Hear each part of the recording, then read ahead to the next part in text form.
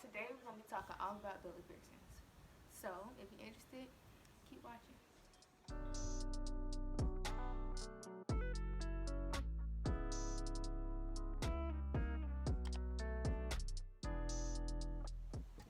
So, the first thing we're going to be talking about is the pain. For me, out of out of 10, it felt like it was like a 3, barely a 4.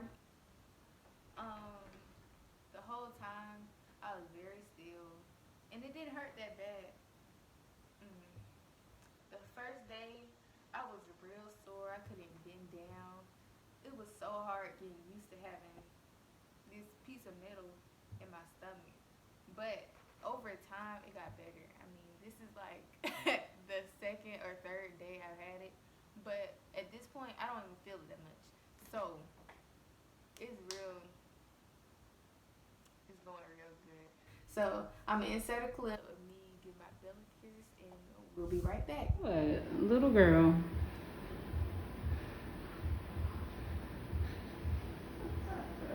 My son's 28. There's still those moments I'm like, you need to watch it. You're gonna feel a tiny poke. You're gonna take a huge breath in. Push it out. Done. I am so. Did I just say my son's 28? He's 29 now. Oh, wow. Holy cow. I was just talking about age with my grandmother. It's wild. She's like, I didn't know you was about to be 38. I was like, yeah, I am. I don't even think about my age No. until my kids call me an old lady. Yeah, thinking they're funny.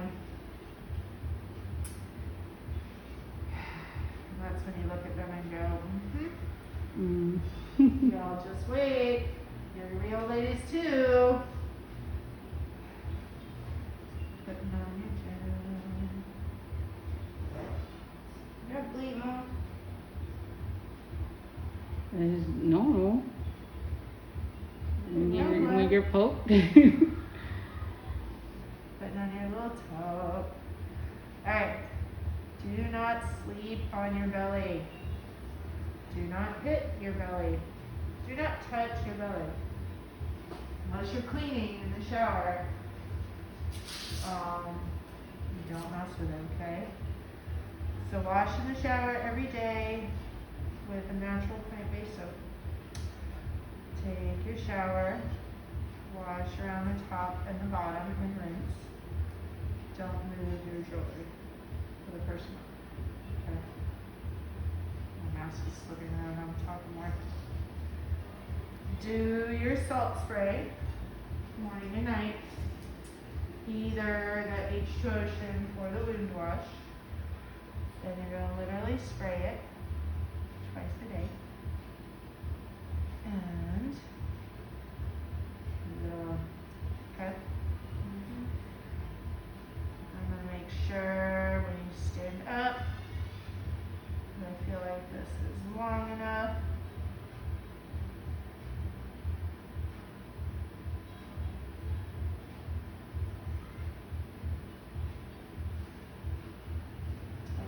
Stand up for me slowly. Let me look at how everything sits. Make sure it's good. How you feeling? You good? Yeah, it was really easy, right? Next, we're going to talk about aftercare. So, when I went there, they had two options. They had piercing, aftercare, I think that's the name of the brand. Then they had this, which is called H2 Ocean. I'll post a better picture up here, and also the price. You can get this off Amazon. You can get this from your piercer, wherever. You can also do saltwater soaps. So you can get a gallon of water and put 4 tablespoons of sea salt. It can't be any type of salt, any other type of salt, but sea salt. So just make sure you be careful because you don't want any infections. So first, I'm gonna talk about H2 Ocean. This is so convenient, so convenient. I can spray this on my stomach in the bed. I can use this after I get out the shower. I can take this with me if I go to a friend's house, and it's not this big jug of water with salt in it. So I can take this anywhere. This is very convenient. But if you start to develop any type of infections, this is the best way to go. You can use this. Put this in like a shot glass because plastic can contaminate it. So you put this in a shot glass and you can tilt your body forward a little bit and press against your stomach. Make sure you have that good suction and you'll be good to go. So this works best if you are infected, if you have any pus or clear, you know, discharge. Whew. So, yeah. Next, we're going to talk about the healing process. So, they said the healing process would take up to 6 to 8 months. I watched other YouTube videos trying to figure out how long it's going to take, how bad it's going to hurt, and they said about a year. So, I'm not sure. I don't know how long it's going to take for me personally because for my cartilage piercing up here, that took around, I'd say a year. And also, one other thing that I forgot to mention, do not change your jewelry. Do not change your jewelry. I've seen so many people get infected just because they were impatient and wanted to change their jewelry too early. So, do not change your jewelry early. And if you decide that you want to change your jewelry that bad, go to your piercer and let them change your jewelry. And make sure it's real. Make sure it's not dangling because dangling can cause migration. It can also cause infection, and we don't want that over here.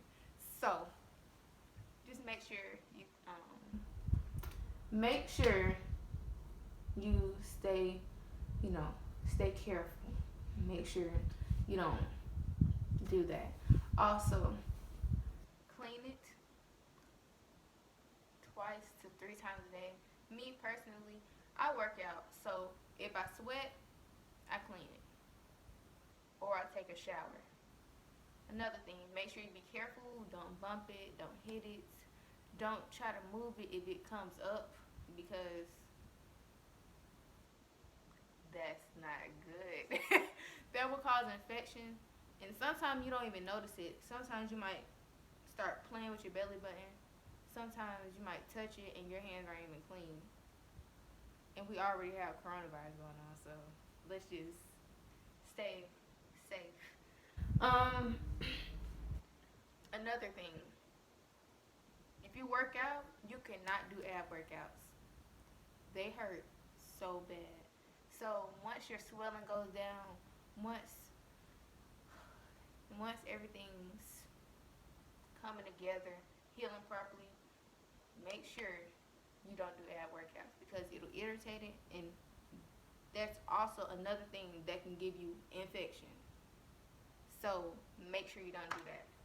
There's so many things you have to worry about while having this piercing, but once it's healed, and you are good to go. It looks really pretty and it looks really nice. So that's great. And last, I'm going to talk about my experience. So this is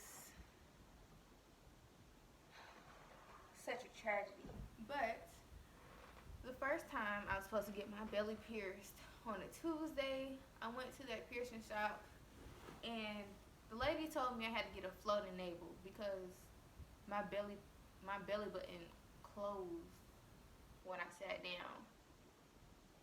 So I didn't go there, and I went to another piercing place, and they said I could get the regular navel piercing, but they just gave me smaller jewelry.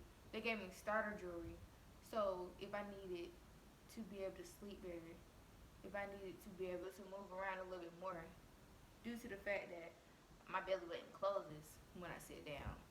But it doesn't really close that much. I guess you were just trying to call me fat. So we're gonna pretend like she didn't say nothing about that. Also, my jewelry is not like the regular size jewelry. I'll also add a picture up here and show you the regular size jewelry, and I'll show you what my jewelry looks like. So that's what it looks like. It's even on the top and even on the bottom. And I think I have a pretty standard belly button. I have a pretty standard belly button. I have enough skin. I don't have an outie. I don't have um, my my navel's not poking out because my umbilical cord was cut a certain way. But I guess she just didn't want to pierce me. But I'm glad I went to the other person. Shout out to Colo Body Piercing. They great. They're super nice. They're real respectful. And she told me that I can call her for anything, or if I had any problems, just let her know. So I'm gonna show y'all the floating navel piercing up here. I'm also gonna show y'all the regular navel piercing. So I know if you're going to the piercing place for a regular navel piercing, why would I want to walk out with this? She didn't tell me nothing about this when we was on the phone. She didn't tell me anything. So she expects me to walk out with this. No ma'am, no ma'am, that is not cute. That's not cute at all. I was so shocked, and I was like, so you couldn't give me shorter jewelry, smaller jewelry, you can't do anything. She was like, no ma'am, I'm sorry. This is just impossible for your navel. Your anatomy is terrible. I'm like, ma'am, okay, you know what? It's all good. So I went to another place and my experience was wonderful. So make sure when you go, make sure you have a nice friendly piercer, and make sure that you're very careful, very, very careful.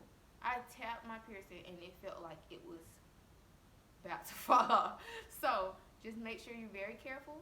But thank y'all for watching, and I hope y'all like, subscribe, and comment, and you can follow me on my socials.